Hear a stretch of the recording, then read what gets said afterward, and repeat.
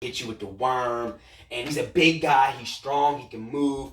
And Heavy Machinery, man, looked good. Brian and Rowan looked good. There was a spot where Otis and Rowan were going at it like a test of strength. I like that. Tucker, man, he did this top rope moonsault. Fucking beautiful, man. Even though Daniel Bryan didn't roll out of the way fast enough. But nothing serious. Anytime you see Daniel Bryan hold his head, everyone's like, oh my God, no. But there's nothing serious. I believe he connected with his legs, and Bryan just played it off like the head. So that was cool, man. But then he also did another where he gets in the ring and he runs up the turnbuckle and then the top and then dives on Rowan, who was outside of the ring. So Tucker, man, really showed, Heavy Machinery showed that they can be a top tag team in this tag team division, and they're a tag team that you can focus on. Jokes aside, they went out there, put the stakes and weights, jokes aside, and they went out there and had a good match. Daniel Bryan is my man.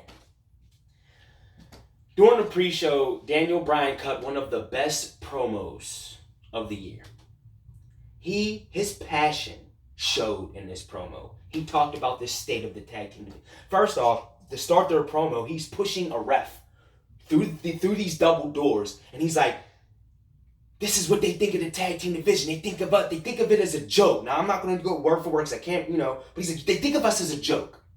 And then he pushes the ref out. He's like, you see, they have refs walking in the middle of our promos. That's what they think of the tag team division as a joke. And he pushes the ref out. And he's like, see, like teams like the New Day or Heavy Machinery, they would have liked to have the ref in here. But that's the problem. It's a joke. And oh my God. And yes, I'm getting hyped because that's how I could not wait for this match. That's how pumped he made me. Daniel Bryan had me wanting to get my girlfriend and go find a wrestling ring, and me and her gonna have a mixed match tag team match. That's how pumped he had me, man. You know how, like, during the Ravens game, and I only say this because Ray Lewis was good at doing it, he was good about getting you pumped. You would watch the way he would talk to his defense and get them ready for the game, and the things he would say to them with his passion. Man, you want to jump through the TV and tackle somebody. Daniel Bryan's promo in the beginning, man, I wanted to get up and put somebody into the bell lock. That's how Daniel Bryan is a total package. He's great in the ring. He's great on the mic. I love heel Daniel Bryan, man. I really do. And that promo was so good. And he spoke real. He talked about the New Day and Heavy Machinery and how they're a joke. And how if they were taking it serious, it would be taken more serious. He said this. But he also complimented them, and I like that. He talked about their athletic achievements. He talked about, the New Day and how good that these guys can be. He did.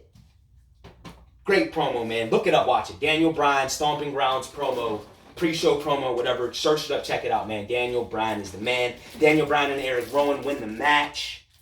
That's what we're talking about. I know I got off topic, but I just had to let you guys know that. And it actually didn't get off topic because it had a lot to do with this match. That's what made me excited. This match was really, really good. Which brings me to this. The two tag team matches should definitely prove a reason. And the reason it should prove is those four teams, right, that we saw.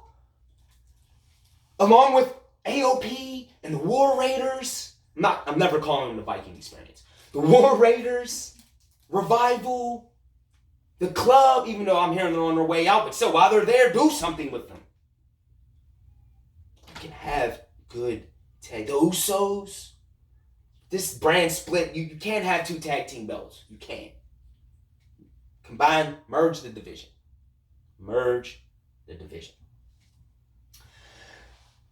Here's where the ugly comes in.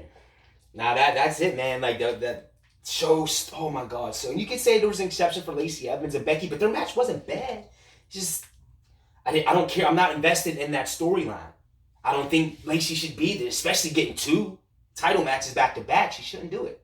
So that's why I wasn't really into that. But everything else in the beginning was good. It was really good. And it was like, whoa, okay, WWE, you're trying to do something. And then it went downhill. So I said this to tell it two stories. The good and the ugly. Sip this, man, because oh God, oh God, oh God, oh God. I believe I'm right with the order of these matches. We had, even if I'm not, we're going to go to it. Alexa Bliss versus Bayley for the SmackDown Women's Championship. Don't care about it, guys. Didn't care about it. I'm not Alexa Bliss guy, I'm not. The year of bliss that she had, I think it was like a year ago, that was enough for me. It was enough. She's a Raw superstar challenging for the SmackDown Championship. I would rather see Mandy Rose in this match. I'd rather see Carmella in this match. Ember Moon in this match. Ember Moon and Bayley would tear the fucking house down. I believe that. I believe you put Ember Moon and Bayley in the ring. I don't care if they're both faces. You put them in the ring, and I bet you they have a good match. And you put a good storyline with it. I don't think Alexa Bliss is all that great as a wrestler. I just don't. Yeah, okay, she's cute. She wears little booty shorts. She can cut some good promos sometimes, and I don't even think them are all that great. Being honest with you, man. I'm not big on Alexa Bliss because I feel like it's more her look and not her talent. When there's girls who have all the talent in the world and they do nothing with. So anytime there's anything involving Alexa Bliss, change the channel or I'm not interested. Not interested. And then Nikki Cross. What happened to my crazy Nikki Cross? What happened to the Nikki Cross in NXT who took Asuka to the limit? What happened to the Nikki Cross in NXT who rather pass out than tap to Shayna Baszler? Where is she? Fuck this Nikki Cross now, man. This is terrible. And why does Alexa Bliss always have to have a funky with her? Why? Alexa Bliss is uninteresting. I'm glad Bayley won. Because Bayley should have not. She lost to Alexa Bliss enough. She should have not lost this match. And I don't care what anybody says. Bayley is a better wrestler than Alexa Bliss. Give Bayley some good competition so she can have some good matches with that title. She's capable of doing it with the right opponent. And that opponent is not Alexa Piss. Excuse me. But I had to say that, man. Not big on her, man. I'm not hate. She's probably a good person. She probably has a good personality, a good heart, all that. I'm not talking about nobody's person. But the character that they portray, I don't like her. Don't like it. Especially when there's other women more talented that should be pushed. Mandy Rose has done nothing but gotten better. I like when I can see a wrestler actually getting better and better. I'd rather have seen her in this situation. Sonya Deville. Don't give a fuck about Alexa Bliss. Bayley won. I'm glad Bayley won, and that's all I want to talk about this match about because it wasn't really that good. Wasn't good. It was not a good match. It was not a good match at all. There was botches in this. The two women's matches, I don't care what anybody says, they were probably, you could say, besides that main event, were two of the worst matches were probably the bad matches of the night. They weren't all that good. They just weren't. But what do you expect when you have Alexa Bliss and unpolished Lacey Evans? What would you expect Becky Lynch to do? If Charlotte can't have a good match with Lacey Evans, how do you expect Becky to do it? Moving on, man. Moving on. I'm hyped, man. I'm pumped for this one. I'm getting out of my shell. I'm out of my shell, man. I'm coming out. And you're going to see more of Sway Jose like this, man. I told you I love this wrestling shit, man. And I'm coming out of the shell. Next, we have Drew McIntyre versus Roman Reigns. Poor Drew McIntyre, man. What are they doing with my man?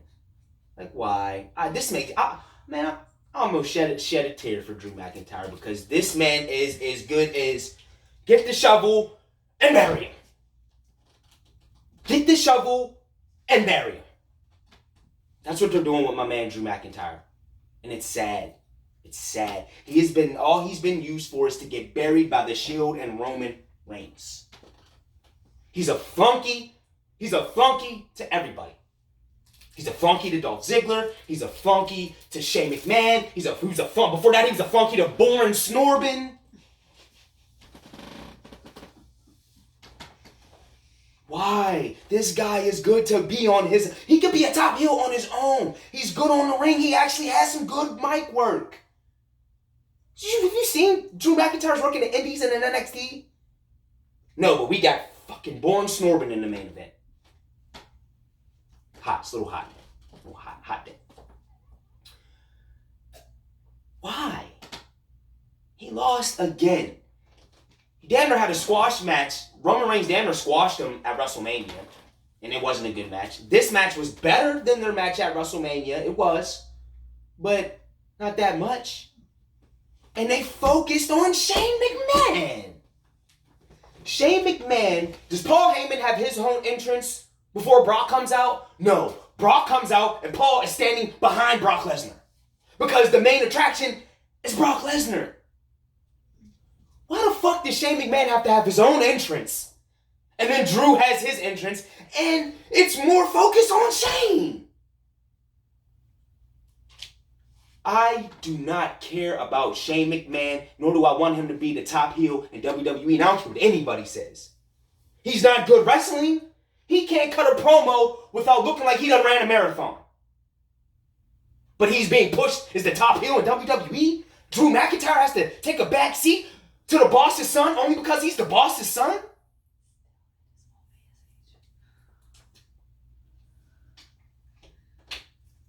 Why? Shane McMahon should not be the number one heel in the WWE right now. He shouldn't.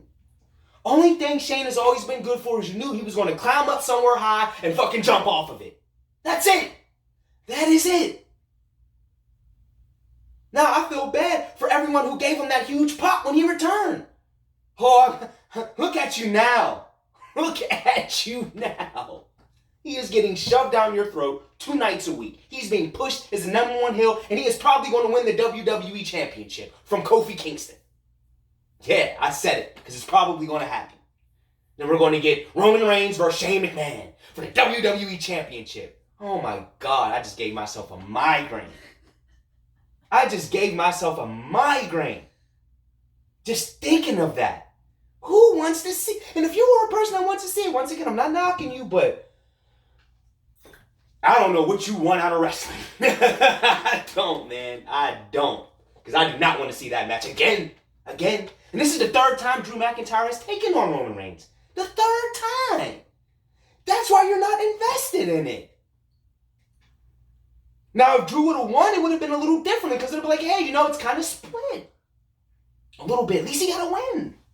No, Drew loses with Shane McMahon on the outside, but Shane McMahon won with Drew on the outside. So Shane can beat Roman, but Drew can't beat Roman. Never.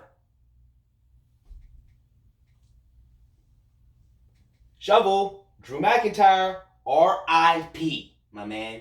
Because I don't know where the hell he goes from here. Oh, they announced that they'll have a handicap match on Raw. There you go. So I guess he's still going to be running with Shane. He's going to make sure Shane gets that WWE Championship. Fucking joke, man. Told you. Second half of this show was ugly. They got me. They pulled me in. They Game of Thrones me. WWE Game of Thrones me. They pulled you in. They had you in. And then the ending, they crash landed it. They didn't even try to land it. They just took a nosedive. That's how bad the second half of this pay-per-view was. I don't care what anybody says. That's just my opinion. After the Bryan and Rowan match against Heavy Machinery, the rest of this show. Now there was a good spot with Drew McIntyre, man, where he had Roman Reigns by the legs, and it's like an Alabama slam. That's what I kind of call it. And he did it and smacked him off the announce table. And that was pretty dope. I did like that. There was some spots in the match that were all right, but all in all, the match at WrestleMania wasn't good. This match was a little bit better than that, but still, it wasn't a good match. And we've seen it too many times. And Drew needs to stop getting buried. Because this big push that everyone said he was getting, everyone was like, oh, Drew McIntyre, he's going to be a big name. Oh, you're going to get a lot of Drew McIntyre. Yeah, I got a lot of Drew McIntyre losing. How is that helping him? How is him playing roadie to everybody helping him? It's not. Let me get the disappointment of the night in this next match. I had high expectations for this match. I did. I didn't like their match at Super Showdown. This is Kofi Kingston and Dolph. It should have been me match. Cage match. That's what I call it. It's the it should have been me cage match. I don't get this. I'm not into the storyline. I don't get how Dolph even got a title shot. He loses, goes away, comes back, and gets a title shot. I don't know how that works, but that's how they did it. Yes, he lost. He lost to Roman Reigns, to Drew McIntyre. Oh, that's a win that he got. Here's a win against Dolph in a cage match. Dolph goes away, comes back, and gets a title shot. It should have been me. This match was boring, man. I'm going to just come out and say it. It was boring. And I thought, despite what I feel about the storyline, despite what I feel about him getting the shot, I still felt like this match was going to be good because Dolph Ziggler's a good wrestler and Kofi Kingston is a good wrestler. So I felt like they didn't get the time they really had in Super Showdown. It really wasn't a good match. So I felt like this time, with it being a cage match, that it was going to be better than the first time. And I do like the ending because it's a different ending to a cage match, you know. I haven't really never seen that kind of finish, so I liked it. It was like Dolph Ziggler was trying to escape through the door, and Kofi just takes off and just dives over Dolph Ziggler to the outside and wins the match. So that was kind of cool. The match was just boring, man. There was a point in time where I fell asleep during the match. I fell asleep. And that's after me watching Alexa Bliss and Bayley, Roman Reigns, Drew McIntyre, Shane McMahon. They focused on Shane in that match. And then this, by this time, I fell asleep. And then I felt bad because I woke up and I'm like, well, I missed, I didn't miss the whole match, but I missed, I would say, the ending and a little bit before the ending. But I feel like I missed something big. Because I feel like there were going to be some holy shit moments in this match. And there wasn't. There wasn't. This is awesome. This is awesome. We didn't get that. That's what I thought. None of that. It was boring. It was boring. And I'm glad this feud is over. Kofi Kingston can now move on to lose to Shane McMahon. That's what. I will say this though, man. I do love Kofi's run. He's had some good opponents. He's beaten Daniel Bryan. He's beaten a KO. He was in there in a triple threat match with Sami Zayn and AJ Styles.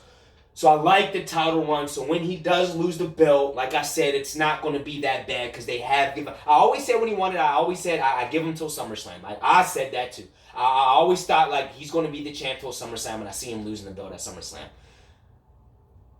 Now I don't know. He may lose it at Extreme Rules. I don't know. I really don't know where this thing's headed as far as Kofi, Roman, Shane, but I feel like those three are in the mix really for this belt. But I do like Kofi's run. Out of his run, these last two matches were, I would say, probably his worst two matches out of the title run that Kofi's had. And it's a shame because you would think him and Dolph Ziggler would have better matches. But I thought Dolph Ziggler and Seth Rollins in that Iron Man match that they had for the Intercontinental Championship, that match wasn't all that great. And I thought it was going to be. So I don't know, man. I guess I don't know what it is with Dolph as of lately, but it's just those last two matches were not good, and that cage match was just boring, and it was a disappointment for me because I wanted it to be good, and I expected it to be kind of good. Kofi Kingston wins. He retains the belt, still your WWE champion. And we got the main event. Main event of the night. The Beast Slayer, Seth Rollins. I like Seth Rollins, man. I really do. I like his work. I feel it's to the point now where I want to see Seth Rollins. I know it's not going to happen, but I just think, and I have these thoughts, and I want Seth Rollins I want to see him in New Japan or AEW because I know Seth Rollins can put on 5-star matches. I know it. I've seen it. Even in this match with him and Baron Corbin, he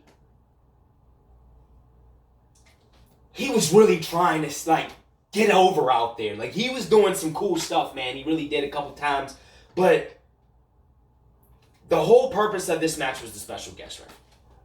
And everybody said it was going to be, maybe Shane McMahon or Brock Lesnar. I would kind of liked it to be Brock. I think that it would have made it unpredictable if it was Brock, because you would have been like, maybe he does cash in, maybe he fails. It would have been a little unpredictable with Brock. This was something that I don't think really I've heard anybody in the IWC really talk about or say in their predictions. Even I didn't, man. I didn't see this happening, and this is what I mean. The feud's not over. It's not over. Excuse me. It was Lacey Evans. Lacey Evans is the special guest referee. Now I get it, because Seth Rollins was a madman on Raw and SmackDown. He was beating everybody with chairs, and they showed this throughout the promos of the match, the vignettes of the match, whatever you want to call them. He was beating everybody with a chair. So Baron Corbin's mind is like, well, he ain't gonna beat a girl. He ain't gonna hit a girl with a chair. So it makes sense. But it became too predictable at that point. And the match got away from the wrestling of Baron Corbin and Seth Rollins, and it was focused on Lacey. This is my opinion, man. It was kind of focused on Lacey. It was. Now, I don't think she did a bad with being a heel referee, because that's, what she was, of course, but it became too predictable. You knew back when she came out as a special guest referee, you knew how this match was going to end. You knew Becky Lynch was going to come out and save the day. It was that simple. Then she took too long to come out. Lacey Evans she didn't count Baron Corbin out when he got put through the table. She made it a no disqualification match. She slapped Seth, she kicked Seth, she spit on Seth. I don't know if she spit on him. She ain't spit on him, but I'm just... All this. Becky didn't come out until Seth Rollins got low blowed. So I guess Becky was like, whoa, because they are a couple. Seth Rollins and Becky Lynch are a couple. They are dating. And it's not just wrestling. They're saying that they real life are dating. But, WWE... Oh, we gotta put it on our show. We gotta have show, that they're a couple and we're gonna run with that and make that part of the storyline. I don't care about them being boyfriend and girlfriend. I really don't. I want to see some wrestling. Saw Lacey Evans out there, man, and the match, to me, it took away from the match. And just like everyone, this special guest referee took away from the match. Not that I had expectations for it being a good match anyway, with Baron fucking Corbin in there. But I just didn't like it. It just was terrible. And then, oh my gosh, you think the fans were booing her in the first match, the match she had with Becky? Oh my God, were they? The fans broke out in AEW chants, CM Punk chants, this is boring chants. Yeah. John Cena chants. They chanted everything. They can't. And then, to all you people saying, so what, 30 people? It was a lot more than 30. That whole stadium was chanting AEW. I don't know what you saw, but it was way more than 30 people, my man. My friend. I don't know if you're a man, a girl, woman, whatever, but... And I've heard people saying, so what? So what? So what, them 30 people were chanting? No. It was way more than 30 people. This is boring. They crapped on the Tacoma fans who were hype throughout most of the beginning of the show, and they still stayed, even though I wasn't a real big fan of the matches prior to this, they still stayed relatively live, but they crapped on this main event. And what did you do? They already were crapping on it because you had Baron Corbin in it. Then you put Lacey Evans in it. Why do you think they took a dump on this match? You had two people in a main event match that should not be in a main event match. Baron Corbin is a mid-carder. He should be in the mid-card. He should be fighting for the United States or he should not be main eventing pay-per-views. He shouldn't. And it's proven. Seth Rollins wins, and hey, I predicted him winning. I did predict Brock Lesnar. I didn't predict him to cash in. I said it was going to be a failed cash in. Now, I am kind of glad they didn't go with the failed cash in because, like I said, it would make Lesnar look weak, and as much as he's been built up, it'd be dumb for them to make him look weak and stupid. So I like that, but I also enjoyed Seth Rollins walking out of there with the Universal Championship because, like I said, you finally have a champion who is capable of putting on a 4/5-star match. Let him do that. Put him against AJ Styles again. But I don't think they're doing that because I believe AJ Styles and Ricochet are about to feud. Now, I don't mind that. I just don't see how AJ Styles goes from like main event. Now he's like going to be fighting for the United States Championship again. I just like that. I don't really get that. But I mean, Daniel Bryan was a champ. Now he's tag team. But I get that because they need the tag team division to be something again. And that promo that Bryan cut and that match that they had with Heavy Machinery, I feel like Daniel Bryan is the right guy to get that tag team division going. So I feel that I can connect with that. But AJ Styles, it's like, but I mean, we'll get some good fucking matches because if you think Ricochet and AJ Styles won't be a hell of a match, it will be. So I'm excited. And anytime like I can see a good wrestling match, because that's what I love, man. I love really good wrestling matches. That's my thing. I love the Meltzer Awards. Yes, I do. I do love. Someone made fun of me. Oh, you probably get a hard on when a Meltzer Award. Yes, because that's wrestling. If you don't watch wrestling for good wrestling matches, then what the fuck do you watch it for? Stupid, man. But that was Stomping Grounds. If I give it a grade, I don't know, man. Like the beginning, I give it an A. Those first couple matches in the beginning and the way it was played out, I would give it an A. B plus. Second half, F. Second half of that show, I don't care, man. This is just my taste. That's why it's Clouded Thoughts of Wrestling, man. This is my thoughts, my clouded thoughts. The second half of that show was Roman Reigns, Drew McIntyre, seeing it. Alexa Bliss, Bayley, seeing it. Kofi, Ziggler, seeing it, and it was boring. Last match, boring. Crowd shitted all over, took a dump all over it. You had two people in this match that didn't deserve to be in this match. Why did it take Becky Lynch so long to come down? That makes no sense. Just dropped my charger, but it's all good. I know if I'm in a wrestling match, man, and I see, and that's happening to me in a wrestling match, my girlfriend better come down there ASAP. Crystal better get up and run down in this ring and help your boy out. I'm Sway Jose, man.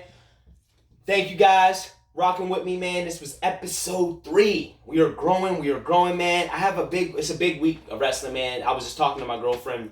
I was telling her that it's a lot of wrestling. It's a lot of wrestling to cover. And it's tough, man. It really is, man. But I love it because it's a great time to be a wrestling fan right now because all of the wrestling that's happening. I have New Japan Pro Wrestling, my part 2 predictions. If you have not checked out part 1, please check that out, guys. We are at 55 views. Let's try to get that to 100 by the end of the week. Let's try to get that to 100 by the end of the week because I think we can. It's already at 55 views, man. You guys are killing it. I thank you. New Japan Pro Wrestling, episode 1. We go over the predictions for night 1, night 2. This week I will have, hopefully by Wednesday, I want to have New Japan Pro Wrestling, my predictions part 2. I'll go over 4 nights of matches and make my predictions on them. Also, man, I'm gonna put Ring of Honor with that because New Japan right now at the moment, even though there's been some rumors that I've been hearing, and I'll get into that too. Not today, but when I talk about Ring of Honor New Japan. Also, with the New Japan Pro Wrestling predictions, I'm going to have a Ring of Honor because there's a pay-per-view this week. Like I said, this Friday I will be attending. I want to do a prediction. So you'll have 2 predictions. You'll have the G1. The 4 nights predictions part 2. I will be predicting 4 nights of matches for the G1 Climax tournament, and then I'll go over the Ring of Honor Best in the World pay-per-view, in which I will be at. I will be attending. I will be talking about that, giving you predictions on the matches there. I'm so excited, guys. This week, throughout these episodes, you're going to see how pumped I am about this pay-per-view because I'm really pumped. Thank you guys for rocking with me, man. Spread love. Spread love, man. Spread love, spread peace. There's too much hate going on in the world, man. I definitely always want to say that because there's so much hate going on in the world, man, and I just don't like it. And also, man, conquer your goals and live your dreams. Don't let no one tell you can't do nothing. If you want to do it, put your mind to it and do it. I'm Sway Jose, baby, and I'm out.